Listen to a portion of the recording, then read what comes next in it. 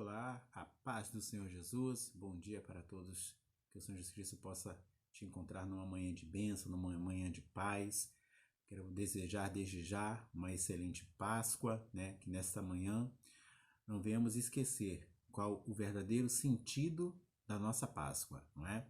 Que é Cristo Jesus, amém? Vamos começar mais uma aula hoje. Nós estamos estudando a lição de número 2 da nossa Lições Bíblicas, da editora CPAD, que tem como título A Igreja Eleita, redimida pelo sangue de Jesus Cristo e selada com o Espírito Santo da promessa. Hoje nós estaremos estudando a sublimidade das bênçãos espirituais em Cristo Jesus. Que bênçãos seriam essas que o Senhor ele tem para nos dar, para nos conceder, quando nós o aceitamos ou quando nós o entendemos como nosso Salvador? Será que essas bênçãos são as bênçãos que nós vemos hoje em dia, de tanta prosperidade, de tanta bênção, de tanta vitória? Que bênçãos seriam essas? Você sabe? Não? Então, venha comigo e vamos aprender hoje quais são as bênçãos espirituais em Cristo Jesus. Amém? Vamos lá?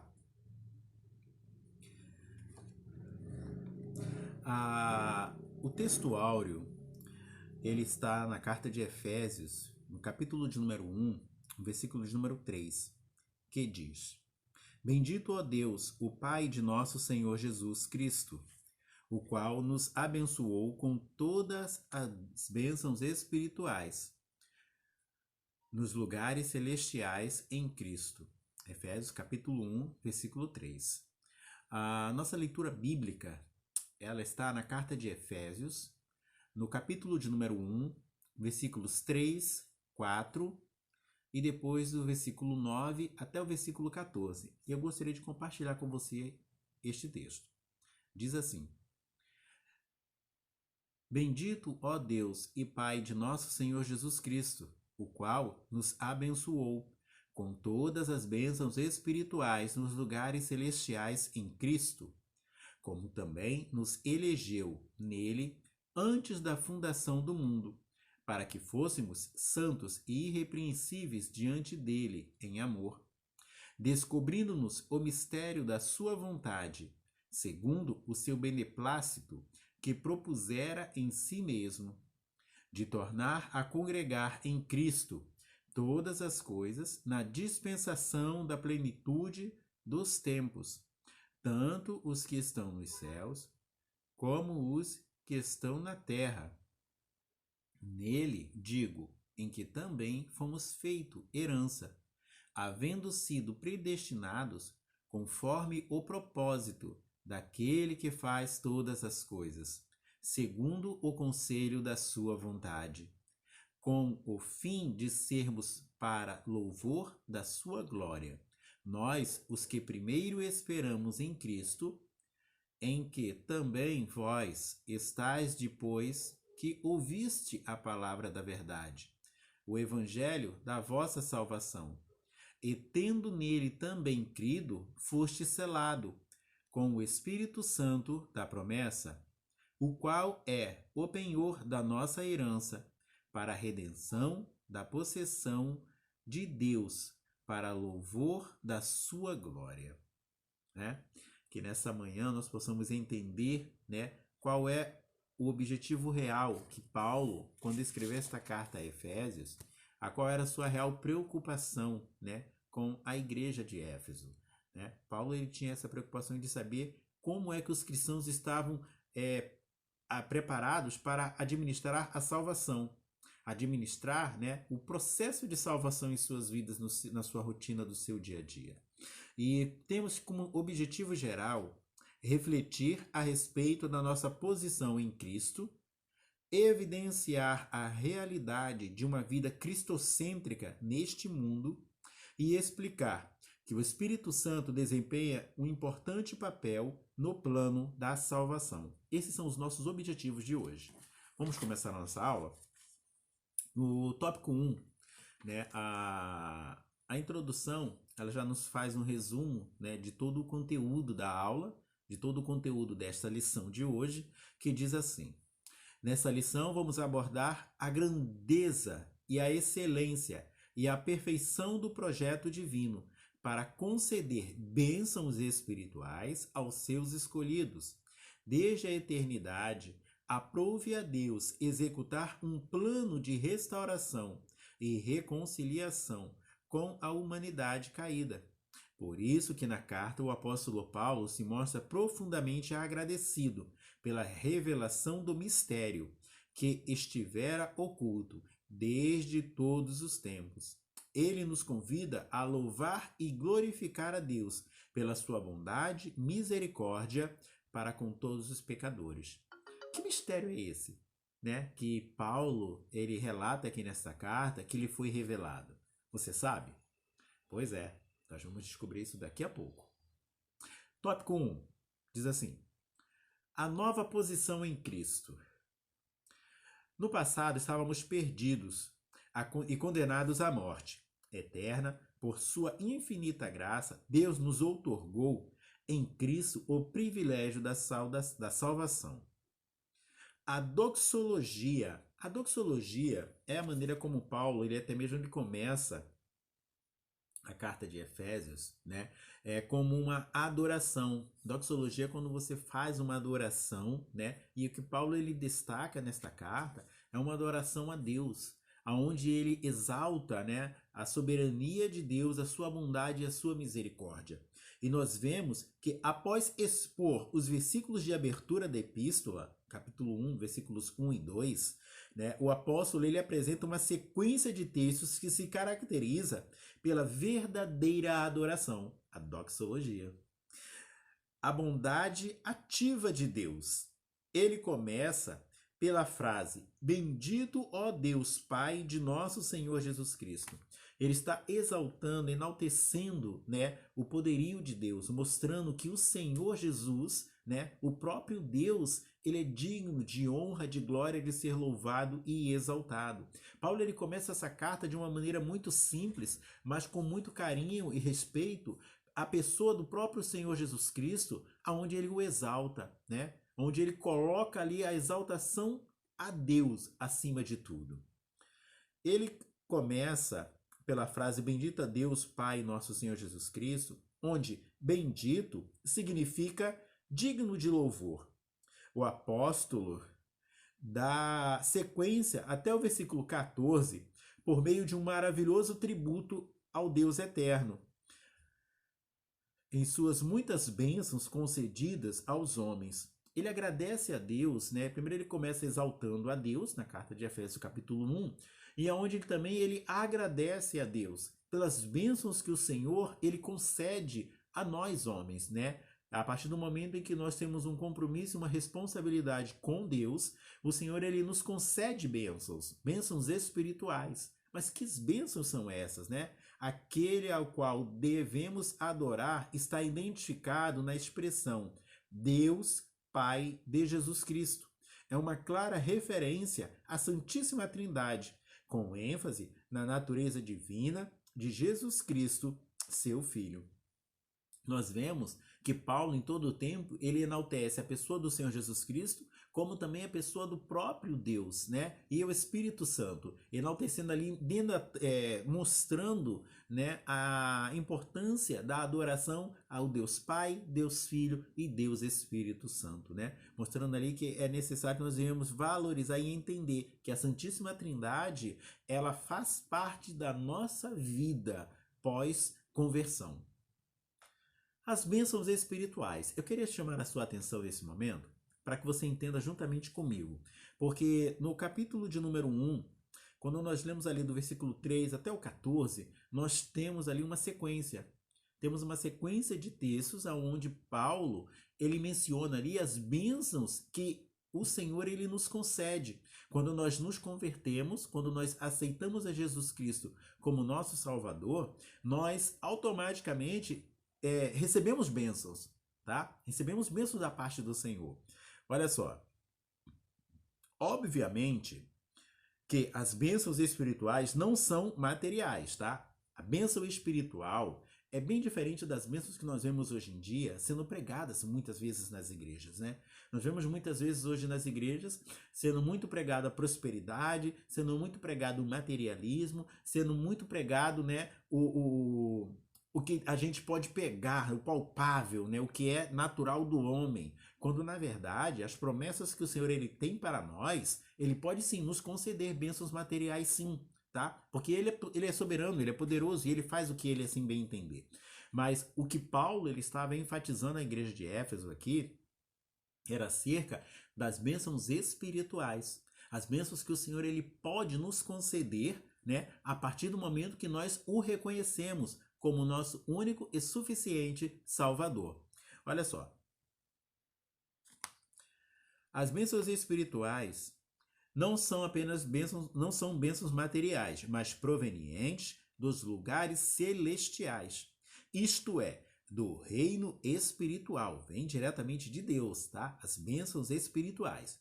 Essas bênçãos são mencionadas na longa passagem de Efésios, no capítulo de número 1, 3, versículos 3 até o 14. Tais como, primeiro, a primeira bênção espiritual que o Senhor ele nos concede. Deus, ele nos elegeu, ele nos escolheu antes da fundação do mundo, né, para sermos filhos, para sermos salvos, tá? A partir do momento em que o Senhor ele nos elegeu, é a primeira bênção espiritual que você recebe quando você aceita o Senhor Jesus Cristo como Salvador da tua vida, é essa. Primeiro, você foi escolhido por Deus, né, para receber a salvação. A salvação, ela é para todos, mas nem todos a recebem, porque nem todos a querem, nem todos a desejam. E aqui nós estamos, está sendo bem explícito, em que o Senhor ele nos escolheu, ele tem a salvação para nos dar, mas compete a nós a querer, a aceitar, a desejar. No capítulo de número 1, no versículo de número 5, nós vemos o texto onde o Senhor, ele diz, Paulo diz, né, que o Senhor, ele nos fez agradáveis para si. O Senhor, ele nos coloca em um patamar de forma que nós venhamos a ser agradáveis para Deus. O Senhor, ele consegue ver em nós bondade. O Senhor, através da sua misericórdia, consegue encontrar em nós a sua misericórdia, a ponto de ver em nós o nosso lado bom, mesmo sendo pecadores. Ele nos coloca como agradáveis diante do Senhor, né? Por quê? Porque nós somos pecadores, frutos do pecado adâmico, mas através do processo de salvação, o Senhor ele nos concede, né, essa oportunidade de nos aproximarmos de Deus, a ponto de o Senhor nos ver de forma agradável. No capítulo de número 1, ainda no versículo de número 6, ele remiu-nos por meio do sangue de Jesus Cristo. Que amor maior? Em João, no capítulo número 3, versículo 16, nós temos o texto que diz que Deus ele amou o mundo de tal maneira que deu seu único filho para morrer numa morte de cruz por amor a nós. Que amor maior do que esse? Pois é, o sangue de Jesus Cristo derramado na cruz do Calvário, ele nos remiu do pecado, né? Ele nos afasta do pecado, ele nos salvou, né, para que hoje nós possamos alcançar o processo de salvação, como já falamos anteriormente, né? Através do sangue de Jesus Cristo que foi derramado na cruz do Calvário. E no versículo de número 13, capítulo 1, ainda no versículo 8 até o 12, ele revelou-nos a palavra da verdade.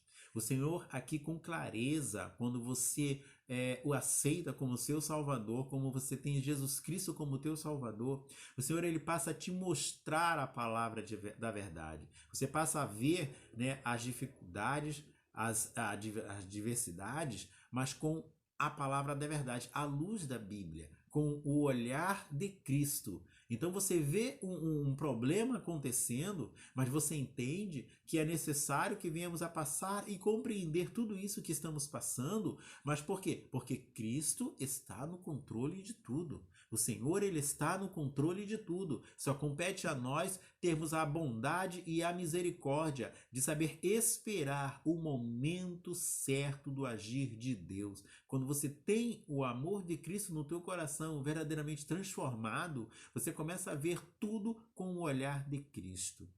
E para fechar, a sétima bênção espiritual. Ele nos selou com o Espírito Santo da promessa. Nós vamos falar um pouco mais à frente, né, sobre esse selo do Espírito Santo da promessa, porque a partir do momento em que você aceita Jesus Cristo como seu Salvador, você recebe o Espírito Santo de Deus na tua vida, porque é Ele que vai fazer a transformação. É Ele que vai fazer você se arrepender dos seus pecados. É Ele que vai fazer com que você procure andar na posição que o Senhor quer. O Espírito Santo de Deus é que vai te convencer a cada dia que você precisa melhorar, que você depende de Deus. Então o Espírito Santo é que tem essa responsabilidade, né? Esse papel a ser cumprido, né? Porque quando nós aceitamos Jesus como nosso Salvador, nós recebemos o Espírito Santo de Deus para caminharmos e trilharmos o processo da salvação na nossa vida.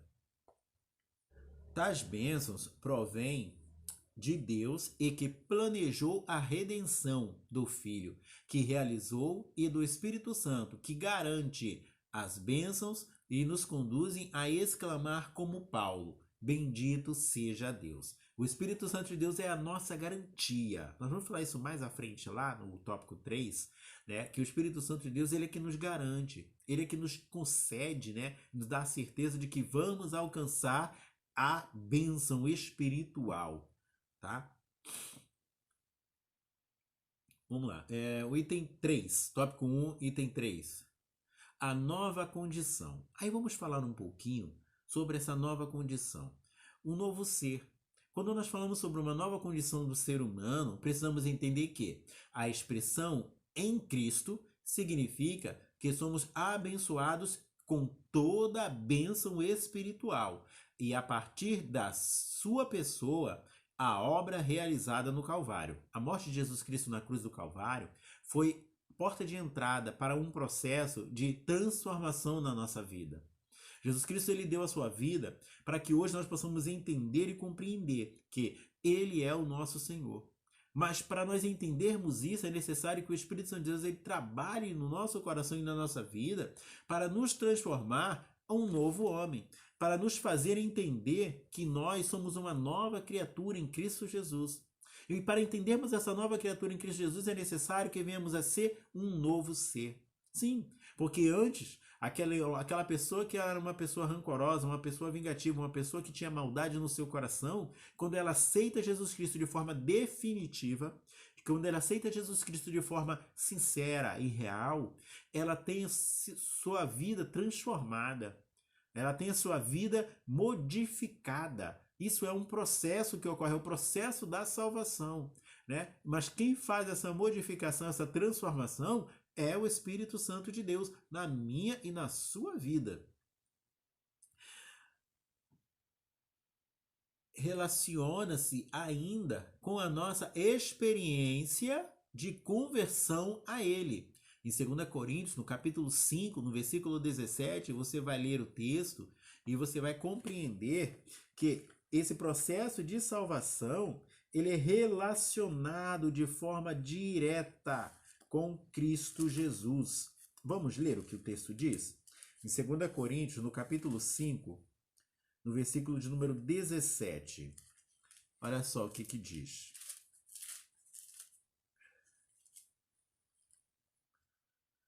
Assim que se alguém está em Cristo, nova criatura é, e as coisas velhas já passaram. Eis que tudo se fez novo, um novo ser, uma nova criatura, transformada, mudada, né? Porque há muitas pessoas que, infelizmente, foram nascidas, criadas no Evangelho, estão há mais de 10, 20 anos no Evangelho, mas ainda não nasceram de novo. Ainda não experimentaram esse novo ser. Este novo ser que é a palavra de Deus entrando no nosso coração, nos transformando, mostrando que nós precisamos de Cristo Jesus na nossa vida a cada dia, tá? O novo ser é um novo homem, um homem transformado, mudado pelo Espírito Santo de Deus. Vamos começar aqui no tópico 2, né? O item 1, que diz que uma vida cristocêntrica neste mundo. Isso aí eu acho que é um desafio que nós temos hoje em dia, né? Viver uma vida cristocêntrica nos nossos dias de hoje, onde nós temos tantas comodidades, onde nós temos tantos favoritismos, né? Porque hoje em dia, se você pegar um louvor que era entoado antigamente, digo aqui há uns 20, 30 anos atrás, com um louvor que é entoado nos dias de hoje, você vai ver uma diferença. Ontem, sexta-feira, eu estava ouvindo uma rádio e onde tinha um programa que é chamado de Gênesis, e onde eles tocam louvores mais antigos. E os louvores antigos, eles tinham uma mensagem, eles tinham um conteúdo, eles traziam uma informação para você. Mas a informação era que enaltecendo a Deus. Os louvores eram de adoração a Deus. A base, o centro dos louvores antigamente era Deus. Mas qual é a base dos louvores hoje? O homem. A base do louvor dos dias de hoje é massagear o ego do homem, é consolar o homem, mostrar para o homem que Deus está no controle, mas sempre valorizando o homem, a pessoa, né? Aí isso ocorria na igreja de Éfeso. Paulo tinha essa preocupação de mostrar que a igreja precisava colocar Jesus Cristo como centro de tudo. O centro de tudo deveria ser o próprio Senhor Jesus Cristo, né? Paulo tinha esse cuidado, este zelo de que eles não viessem tirar a atenção cristocêntrica, né, da pessoa do Senhor Jesus Cristo. Jesus tinha que ser o centro de tudo ali. E nós entendemos que a revelação do mistério, né, a frase descobrindo-se o mistério da sua vontade, sinaliza a revelação da verdade que estava oculta aos santos de Deus. Esta verdade, deixa eu ver aqui, diz a respeito do decreto eterno de Deus. Respeito aos decretos eternos de Deus que Deus planejara, por sua soberana vontade, com o propósito de salvação os pecadores. Essa vontade divina é revelada segundo o seu beneplácito, segundo a sua vontade, segundo o seu querer.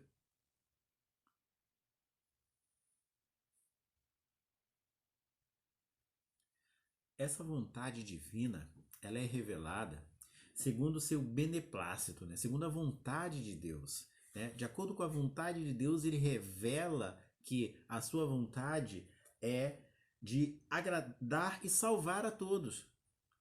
O objetivo real do próprio Senhor Jesus Cristo, ele demonstra aqui com clareza que a vontade divina revelada, né, que é o mistério que foi revelado, que é o mistério da salvação, é de acordo com o que lhe agrada, fazer por amor e misericórdia. A sua vontade, ela foi executada conforme o seu desígnio, por intermédio de Cristo, para que o Filho em tudo tivesse a preeminência. Está lá em Colossenses, no capítulo 1, do versículo 16 ao 20. Você vai ler o texto, você vai conseguir compreender que tudo o que ocorreu através, seja da cruz do Calvário, seja da fundação do mundo, ou seja mesmo da minha escolha e da sua escolha para aceitar a Jesus Cristo, foi de vontade mútua do Pai, do Filho e do Espírito Santo, né? Foi de acordo com o seu querer. Por isso que hoje nós estamos aqui estudando e aprendendo esta palavra, porque é o querer de Deus sobre as nossas vidas nesta manhã. A plenitude dos tempos. Precisamos entender que Paulo revelou que o plano divino é fazer convergir em Cristo todas as coisas. Tudo tem que convergir em Cristo. Jesus Cristo tem que ser o centro de tudo. Isso inclui tudo o que foi criado por Cristo, para Cristo e o que subsiste em Cristo. Implica dizer que todo o universo, céus e terra, estarão submissos à autoridade e à soberania de Cristo. Neste sentido, a ruptura provocada pelo pecado de Adão é restaurada completamente em Cristo. Essa declaração não tem conotação universalista. A ideia de que no fim todos serão salvos, mas que finalmente tudo será como Deus planejou. Deixa eu fazer uma pausa aqui para poder explicar duas coisas. A primeira, Jesus Cristo ele tem que ser o centro de tudo, tá? Do nosso viver, do nosso andar. Por que nós hoje estamos estudando a palavra do Senhor aqui na Escola Bíblica Online? Por quê? Porque Jesus Cristo ele é o que nos motiva. Ele é o que nos dá a força, que nos dá as condições, né? Nos capacita para podermos buscarmos a sua vontade, buscarmos o seu querer. Como estava falando anteriormente, né? Paulo ele tinha a preocupação de mostrar para a igreja de Éfeso que eles tinham que ter a preocupação de não se preocupar apenas com os bens materiais, mas sim com os bens espirituais que o Senhor ele tinha para nos dar. E se mesmo se ele não nos desse, o Jesus Cristo ele tinha que continuar sendo o centro de tudo. Mas hoje nós estamos vivendo dias em que é cada vez mais difícil as pessoas elas frequentarem uma igreja sem que haja um interesse ou sem que haja um objetivo de troca, ou simplesmente para a adoração. Muitas das vezes as pessoas elas criam o hábito de irem à igreja, mas não vão mais simplesmente porque querem adorar ao Senhor, mas vão à igreja apenas porque é um domingo, ou simplesmente porque é um dia que tem uma campanha, é um dia que tem um culto especial. Ei, precisamos voltar ao primeiro amor. Precisamos voltar ao primeiro amor, porque o primeiro amor nós adorávamos a Cristo porque ele era o Cristo. Independente se ele nos der ou se ele não nos der, independente se ele nos abençoar ou se ele não nos abençoar, se ele atender a nossa petição ou não, nós vamos o adorar. Por quê? Porque ele é o Cristo. Essa era a preocupação de Paulo, de que a igreja continuasse adorando a ele, porque ele é o Cristo. Embora ele já nos conceda a salvação, né? E uma coisa interessante aqui, né, que eu dividi em duas partes, é que a ruptura provocada pelo pecado de Adão é restaurada completamente em Cristo, né? Antigamente, quando Adão e Eva estavam no Éden, eles tinham um livre-arbítrio, né, de falar diretamente com o Pai. Eles tinham a liberdade de falar diretamente com o próprio Deus. O próprio Deus, todos os dias, no fim da tarde, passeava no jardim e conversava com eles. Mas quando eles pecaram, eles perderam essa eminência, eles perderam essa prioridade, né? Essa oportunidade de conversar diretamente com o Pai. Mas aí, quando Jesus Cristo ele deu a sua vida na cruz do Calvário por amor a nós, ele restaurou essa intimidade com o Pai. Né? E a partir dali nós temos essa liberdade de conversar diretamente com o Pai, né? E o mais interessante é que esta declaração, né, que foi restaurada completamente em Cristo, essa declaração não tem uma conotação universalista, que é a ideia de que no fim todos serão salvos. Entenda isso, não estou falando de predestinação, né? Simplesmente que salvo uma vez, salvo para sempre. Não, eu estou dizendo que todos nós passamos a ter a liberdade de participar da salvação. A salvação estará aí para todos, mas nem todos a terão. Por quê? Porque não o aceitam como seu salvador, não o querem como seu salvador. Olha só, a ideia de que no fim todos serão salvos, mas que finalmente tudo será como Deus planejou.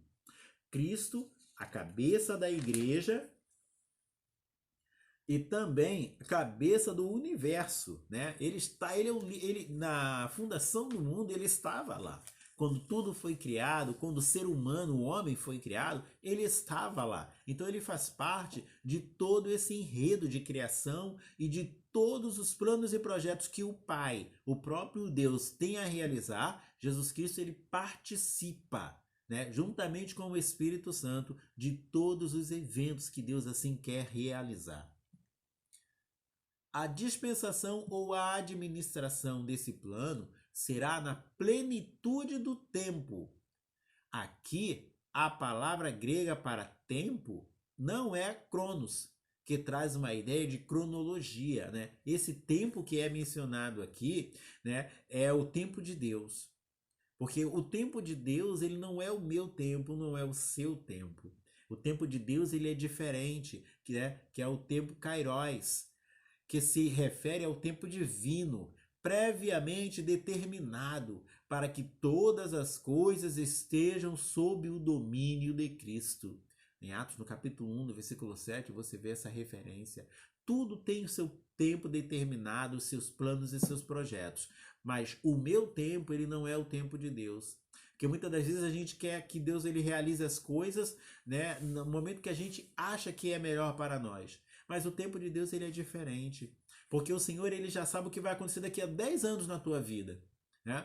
E muitas vezes você não sabe nem o que vai acontecer amanhã na tua vida. Porque nós temos o nosso tempo, ele é o tempo cronos, é um tempo cronológico, né? Ele tem uma rotina. O tempo de Deus não.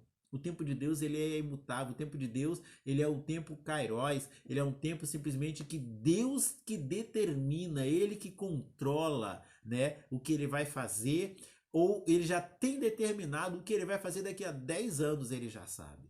Né? Este é o tempo de Deus. Que nesta manhã nós possamos saber entender e respeitar o tempo de Deus para a nossa vida. O tempo de Deus com as bênçãos para nós. As bênçãos de Deus para as nossas vidas no seu tempo. Louvor da sua glória. O apóstolo enfatiza que as bênçãos são destinadas aos crentes judeus e gentios.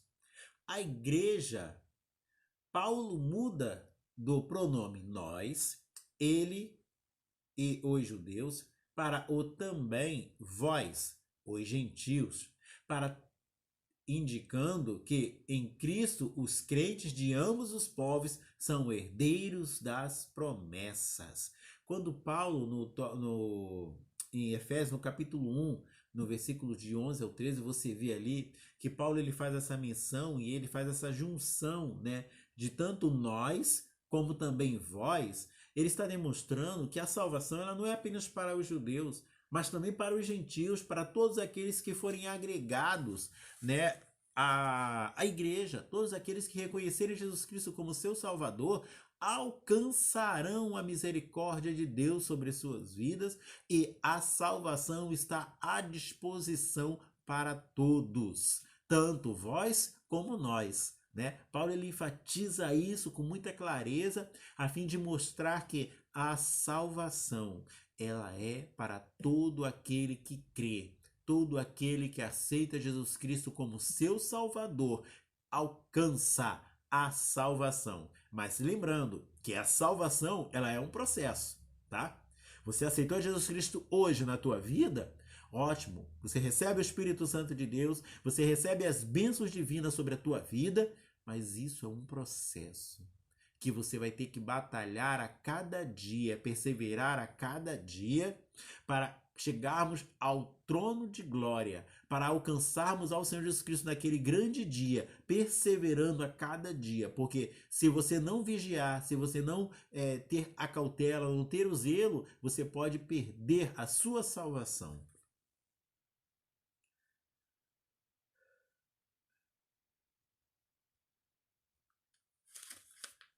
O selo do Espírito Santo. Aquele que ouve a palavra de Deus, o evangelho de salvação, e que por meio da fé se rende a Cristo, recebe o selo do Espírito Santo. No momento da conversão, nos tempos bíblicos, o selo era usado como um sinal de propriedade, de posse pessoal. Deixa eu explicar a vocês. Isso nós vemos muito, né, em fazendas, né, quando uma pessoa, um proprietário, ele possui algum animal ou algum gado e que ele sela, né, aquele gado para identificar a quem pertence aquele animal, né, a quem é o dono, né, daquele animal ali. E trazendo isso para nós hoje, quando nós aceitamos Jesus Cristo, o Senhor ele nos dá um selo. Mas que selo é esse? É o batismo com o Espírito Santo? Não. É o simples fato de você receber o Espírito Santo de Deus na tua vida. Este é o selo da promessa. O Senhor Jesus Cristo, ele te dá o Espírito Santo de Deus da tua vida a partir do momento que você aceita Jesus Cristo como teu Salvador. Deus, ele identifica aqueles que são de Cristo, porque o Espírito Santo de Deus, ele testifica a seu favor, né? Ele assina embaixo, ele assume o compromisso com você. E ele testifica diante do Pai que você é um escolhido, você é um separado, você foi selado para ser uma das testemunhas do próprio Deus, né, aqui na terra. Os que pertencem a Cristo, pois o Espírito testifica daqueles que são filhos de Deus. Romanos, no capítulo 8, versículos 9, 15 e 16, você encontra esta referência. E o maligno não lhes toca, tá? A partir do momento em que você aceita Jesus Cristo como teu Salvador, você recebe o Espírito Santo de Deus na tua vida, o diabo ele não tem mais poder sobre a tua vida, tá? Ele pode te tentar. Ele vai te tentar, ele vai tentar te seduzir, ele vai tentar te induzir a pecar, mas ele não tem mais poder sobre a tua vida, até que haja uma libertação completa. A partir do momento que há uma libertação completa sobre a tua vida, Deus, ele é o dono da tua vida. Tá? A sua vida pertence agora ao Senhor e compete a ele zelar por você. E o Espírito Santo de Deus é quem vai testificar, vai ser a sua testemunha, né, a teu favor diante de Cristo.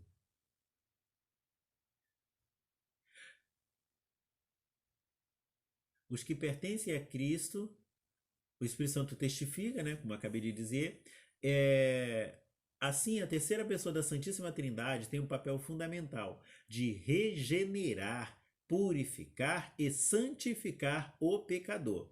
1 Coríntios, no capítulo 6, no versículo 11, olha só o que diz.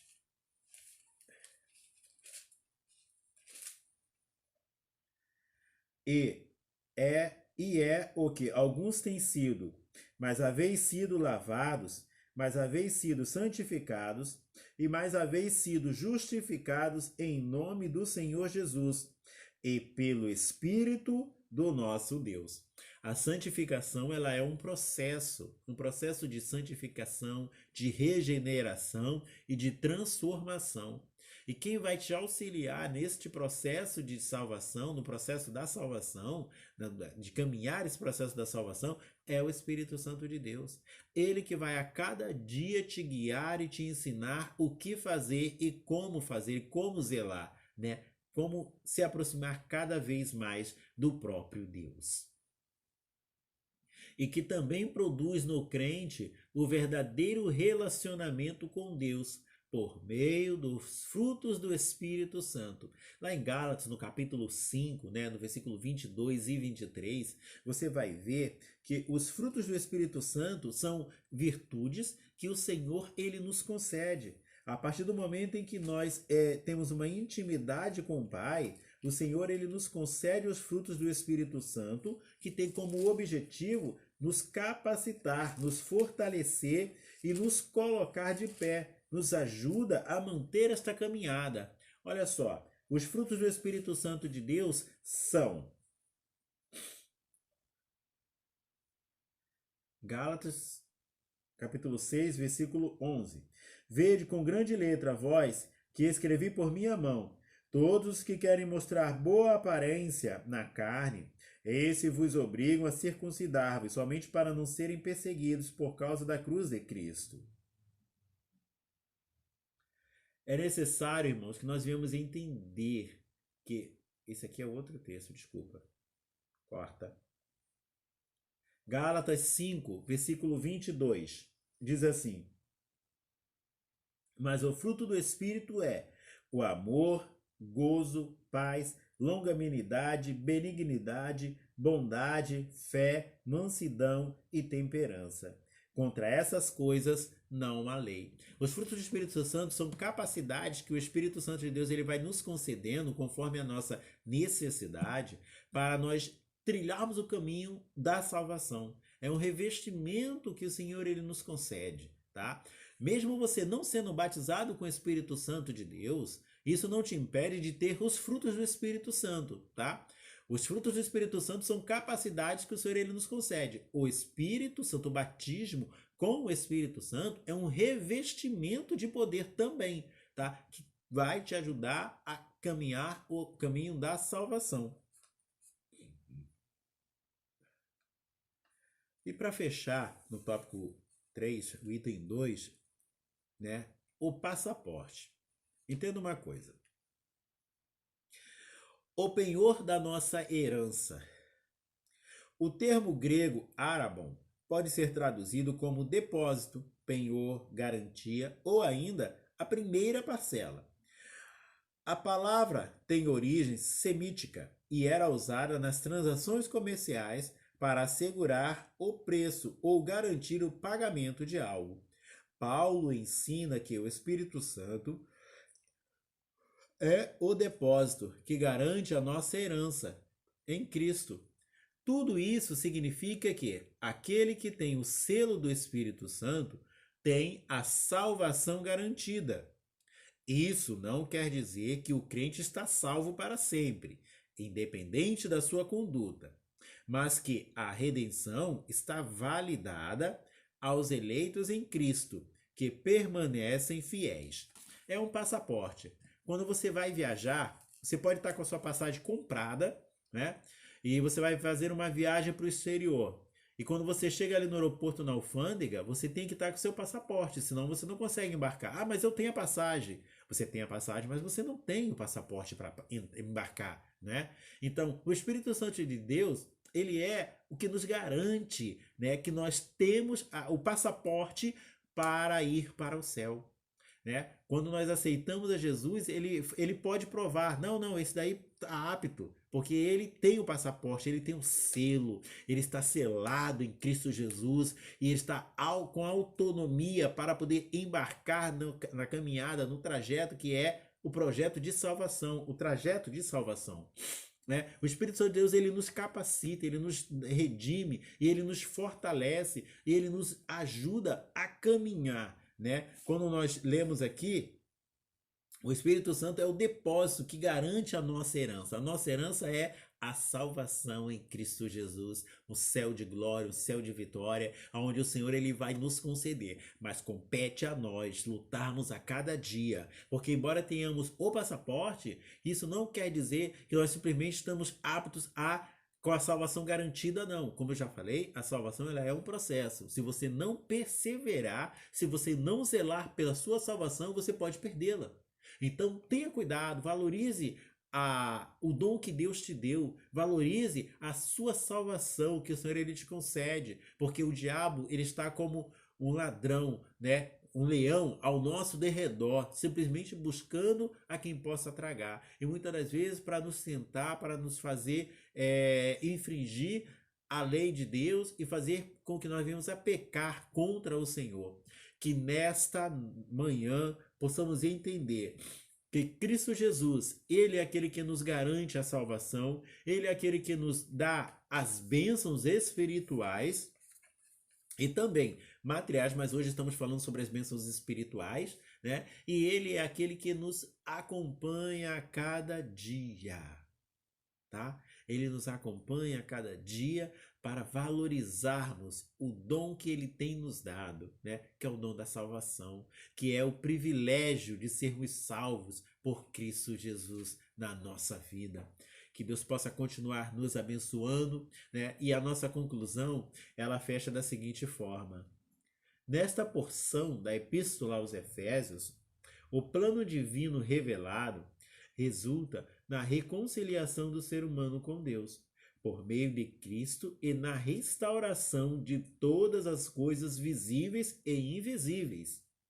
Ambos os propósitos devem redundar em louvor e glória ao Deus eterno. Na plenitude dos tempos, todos os desígnios divinos estará plenamente executado. Aleluia!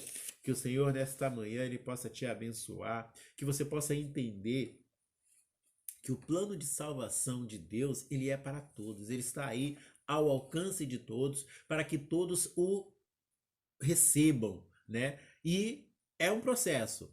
É um processo que nós estamos batalhando cada dia, lutando para podermos vencer, para podermos perseverar e lembrando que nessa caminhada seremos tentados, seremos afrontados, seremos apontados e o diabo ele vai investir pesado, ele não vai desistir para querer nos fazer parar. Mas nós louvamos ao Senhor, porque o Senhor é aquele que nos garante a vitória em Cristo Jesus. Que Deus possa te abençoar e que você guarde esta palavra, aplique esta palavra na tábua do seu coração e que a cada dia nós possamos, irmãos, vivenciar um verdadeiro evangelho, né? Que vamos aproveitar este período que muitas vezes estamos em casa para buscarmos um pouco mais ao Senhor, seja com a família, seja com os filhos, seja com a esposa, enfim, procure buscar um pouco mais a presença do Senhor dentro da sua casa com a sua família, porque você é a igreja é você. Então muitas das vezes a gente questionava a Deus que não o adorávamos porque não tínhamos tempo. E agora que temos tempo, como estamos adorando ao Senhor? Né? Será que nós estamos verdadeiramente buscando ao Senhor como deveríamos? Olha lá, a salvação é um processo, tá? Cuidado, porque se você não perseverar, você pode perder a sua salvação. Mas o Senhor Jesus Cristo é aquele que nos garante a vitória. Creia nisso. Guarde esta palavra na tábua do seu coração. Que Deus te abençoe e que nos ajude em oração, porque temos enfrentado todas as dificuldades, todas as barreiras, mas o Senhor, Ele é aquele que assina embaixo. E se Ele assinar, está garantido em nome de Jesus. Amém? Que Deus te abençoe e até a próxima aula.